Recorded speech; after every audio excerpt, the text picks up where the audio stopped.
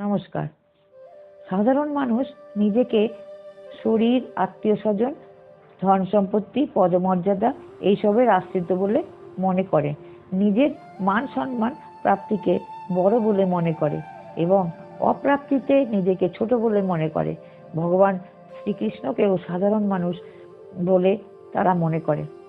ভগবান মানব দেহ ধারণ কর্মজনিত নয়, তিনি স্ব-ইচ্ছায় প্রকটিত হন এবং মৎস্য, কুর্ম, বরাহ ইত্যাদি অবতার রূপ গ্রহণ করেন। তাই তার কর্মবন্ধন হয় না এবং তিনি দেহাশ্রিত হন না, দেহই তাকে আশ্রয় করে। ভগবান স্বেচ্ছায় অবতার হয়ে আসেন এবং প্রকৃতি তার নির্দেশ অনুযায়ী কর্ম করে।